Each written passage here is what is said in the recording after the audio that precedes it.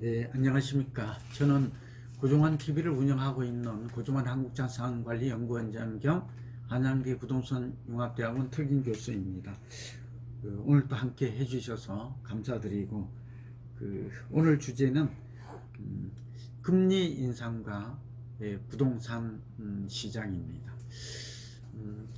최근 들어서 우선 현황을 말씀드리면 금리가 아주 가파르게 오르고 있습니다. 예를 들면 기준금리는 작년에 세 차례 내렸는데 작년 말부터 올해까지 이제 세 차례 올려서 1.25%가 됐습니다. 이제 제자리로 돌아갔다, 금리 기조가 회복되었다, 이렇게 말할 수 있고요. 근데 한국은행은 앞으로 한 두세 차례 정도 더 금리를 올릴 수 있다라고 예고를 했습니다. 그러니까 예상을 해보면 1.25에서 1.75%까지 정도는 예측 가능한 금리 인상의 수순이 아닌가 생각이 들고요. 미국이 더 심각합니다. 미국은 금리를 올리지 않았는데 연준에서 보면 앞으로 금리를 한 서너 차례 이제 올해 올릴 것 같습니다. 그렇게 되면 한국은행이 예고한 앞으로의 한 두 차례의 금리 인상은 불가피한 측면이 있고, 또 미국이 금리를 올리기 전에 우리는 이제 선제적으로 올렸죠. 올린 이유는 뭐 다 아시는 바대로 미국이 금리를 올리고 뒤따라 올릴 것인가 아니면 먼저 올릴 건데 우리는 선택의 여지가 없습니다. 왜냐하면 그 달러 유출, 외화가 유출되기 때문에 당연히 그런 선택을 할 수밖에 없다는 것을 우리가 이미 알고 있습니다. 그러나 어쨌든 추가 금리도 두세 차례 예고되어 있고, 그렇게 되었을 때 기준금리 얘기였고, 이 기준금리가 이제 미래 예측이죠. 관련해서 말씀을 드리면 기준금리가 오르면 당연히 시중금리, 시중 실세금리라고 하죠.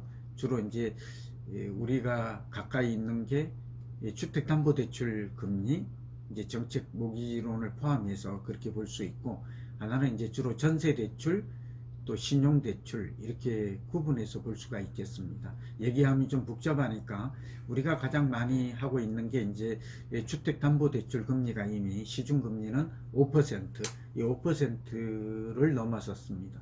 이대로 가면 아마도 6% 정도 될 것이다.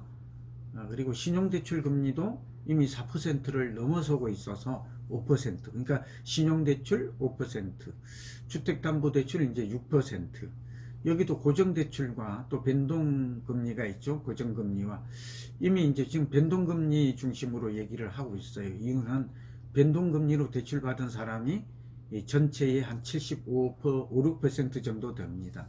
그러니까 대부분이 저도 그렇고 변동금리 대출을 받았다고 볼 수 있고, 지금은 5% 되지만 이제 6%가 임박했고, 추가 금리가 이루어질 경우에는 최악의 경우죠. 7% 정도의 주택담보대출 금리가 앞으로 인상이 예상이 된다, 이렇게 좀 정리할 수 있겠습니다. 그리고 예측이 그렇게 해볼 수 있겠습니다. 자, 뭐 이게 그렇게 됐을 때 이자 부담이 얼마나 되는가 하는 거는 뭐 신문에도 다 나와 있고 한데요. 지금보다도 이제 2배 이상, 1억 대출자가 한 50만 원 정도의 추가 부담이 늘어난다니까 굉장히 크게 늘어나는 것이죠. 그러니까 소득은 증가하지 않았는데 이렇게 금리가 인상이 되면 가처분 소득이 줄어들고, 또 가처분 소득이 줄어들면 그만큼 물가도 오르고 있는데 우리의 생활 수준은 낮아질 수밖에 없고 삶의 질이 떨어지는 거죠. 이건 또 내수 경기의 위축을 또 불러오는 것이고, 이렇게 악순환 구조라고 그러죠. 우리가 선순환 구조냐 악순환 구조냐, 어떤 현상을 바라볼 때 선순환 구조가 됐을 때 가장 바람직하죠. 그러니까 자산 시장만 놓고 보면 이 금리 인상은 상당한 악재가 됩니다. 그럼에도 불구하고 또 여러분 여기에서 의문이 드는 게 그럼에도 불구하고 왜 집값은 많이 내리지 않아요, 이런 얘기 제가 가장 자주 듣는 얘기인데, 그건 또 금리와 부동산의 관계는 이 반비례 관계, 그러니까 역의 관계로 하죠. 반대로 움직여요. 이것도 다 아는 내용이니까 그냥 저희 방송을 들었던 분들은 이미 수준이 높잖아요. 그러니까 이제 기초적인 거는 그냥 좀 뛰어넘어 볼게요. 그런데 내려야 되는데 안 내리는 이유는 물가 상승에 그 비밀이 있어요. 그러니까 이번에 금리 인상이 정부는 가계부채를 억제하는 것이고, 두 번째는 물가 인상에 따라서 부득이하게 금리를 올리는 것이다. 이 두 가지였잖아요. 그리고 이제 자산 시장에 하나 더 보태면 과열을 좀 진정시키겠다. 이 세 가지 목적이 크고, 이제 이 목적을 위해서 지금 또 미국이 올리니까 금리에 동조한 안 올릴 수도 없죠. 이건 다 아는 내용 넘어갑니다. 어쨌든 부동산 가격에는 하락 요인으로 하방 압력으로 작용해야 되는데 아직은 당장 그렇게 큰 영향은 미치지 않아요. 그러나 여기서 두 가지, 앞으로 금리가 추가로 오르게 되면 이 금리를 감당할 수 있는 그런 수준이, 감당할 수 있는 금리 수준이 과거 경험을 보면 한 6%예요. 그러니까 7%가 넘어가면 부동산 시장의 악영향은, 그러니까 굉장히 부동산 시장이 직접적인 영향, 직격탄이죠. 이걸 영향을 미칠 것으로 봅니다. 그러니까 6%의 시중금리가 올라가는 거, 이거는 예사롭지 않고 우리가 시장의 변곡점을 맞을 가능성이, 금리와 부동산만 영향이 있는 것은 아니지만 그렇게 볼 수 있고, 현재 부동산 시장에 미치는 영향이 제한적인 이유는 물가 상승. 물가 상승이 뭐예요? 그러니까 인플레라는 것은 소위 돈의 가치는 떨어지고 자산의 가치는 올라가는 거잖아요. 근데 부동산의 그 자산은 뭐죠? 자재, 원자재는 뭐죠? 토지예요. 두 번째는 뭐예요? 건축 자재값이에요. 이게 다 올라요. 그리고 여기다 인건비까지 내리기가 어렵죠. 그렇죠? 인건비도 올라요. 그리고 결국 토지와 건물 가격이 오르면 원가가 오른다. 이 원가가 원자재 값이잖아요. 그렇게 되다 보니까 결국은 이 원자재가 오르면 또 부동산은 내리기가 어렵죠. 그러니까 금리 인상은 부동산의 마이너스 요인이지만 물가 상승 그 자체는 또 플러스 요인이 되어서 마이너스와 플러스 요인이 지금 충돌하고 있다. 이건 좀 상당히 깊이 있는 분석이, 이해가 필요하죠.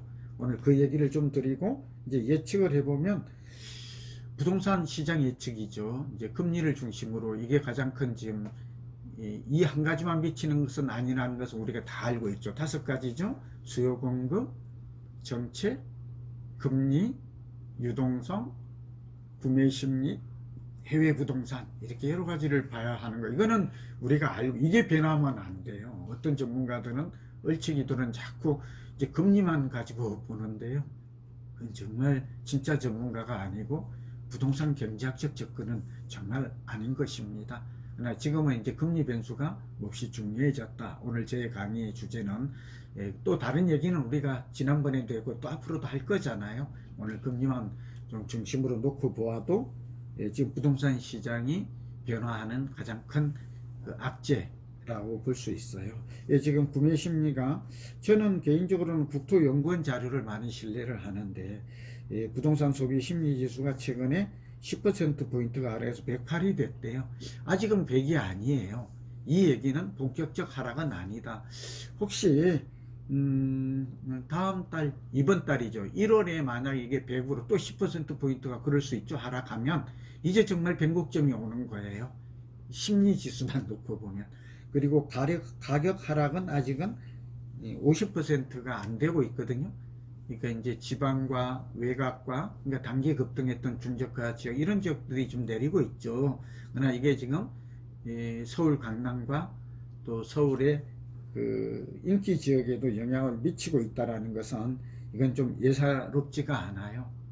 그러니까 이제 그 우리의 무게감, 그 예측의 방점을 이제 더 상승하기보다는 보합 정도로, 현재 현 순간에는 이제 보합 정도로 될 것이다, 이렇게 예측하는 것이 가장 객관적이고 또 과학적 합리적 분석이 아닌가.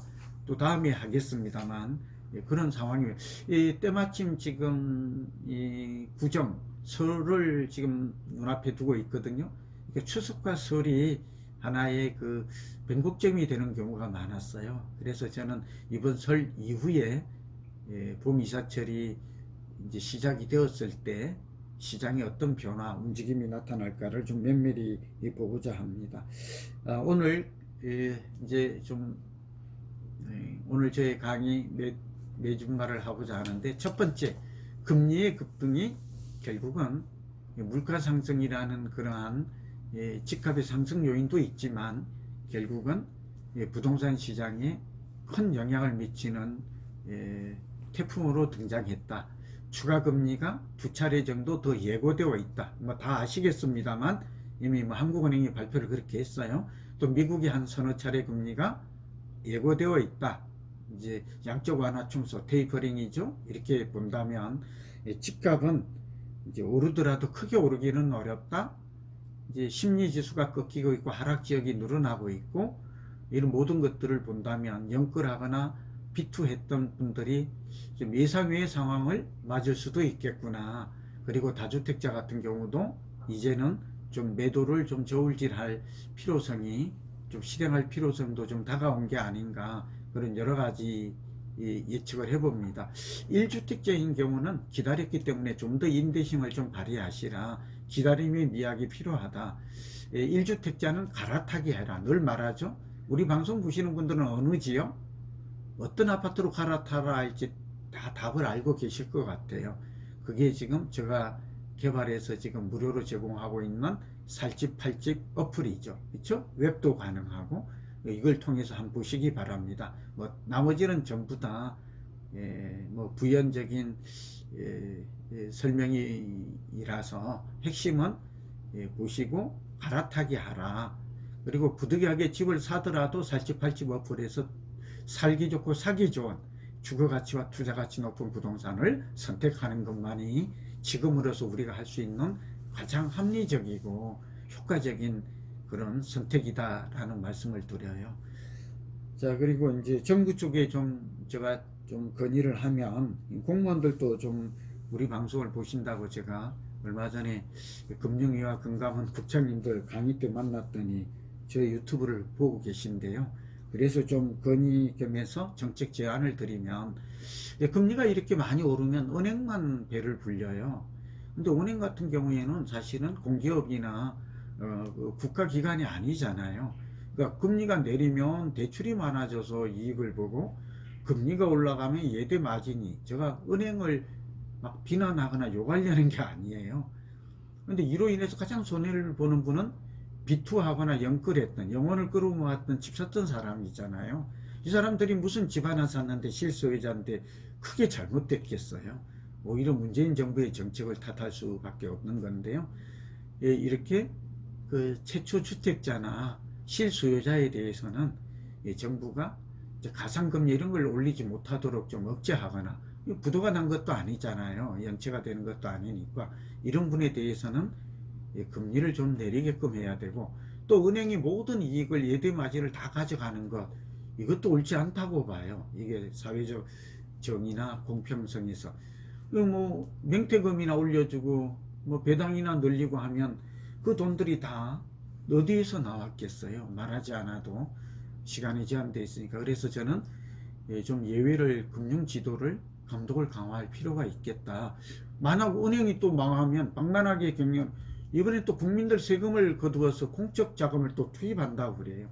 뭐 우리 은행이나 이런 것들, 이런 은행들이 되게 다 그랬었잖아요. 우리가 아는 바와 같이. 그러니까 지금 실수요자의 보호를 해라. 고정금리 대출도 좀 갈아타기 쉽게, 그러니까 고정금리 대출을 좀 상품도 좀 많이 늘려서 좀 금리도, 실제 금리는 올라갔지만 갈아타기 쉽게, 이런 좀 제도적인 지원, 보완도 할 필요가 있고요. 또 대출금 분할 상환 이런 것들도 그게 꼭 필요하죠. 불필요하다는 얘기가 아니라, 이런 사람에 대해서는 또 금리를 우대해 준다든지 하는 인센티브를 좀 줄 필요도 있지 않을까. 오늘은 금리와 부동산과의 관계, 그래서 앞으로 추가 금리가 인상되었을 때 부동산 시장에 미치는 영향, 부동산 가격에 플러스 마이너스 요인이 될까, 가격과의 관계 예측 이런 걸 해보았고, 한 걸음 더 나아가서 우리는 무주택자냐 유주택자냐 다주택자냐에 따라서 이제 좀 새로운 대응 전략을 짤 때다. 시간이 많지 않은 것 같죠? 대선이 3월 9일.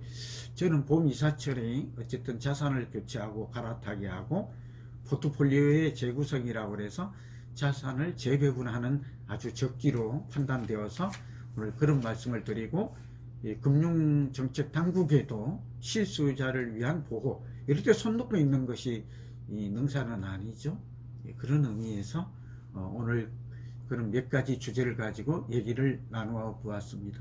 여러분 건강하시고 행복하십시오.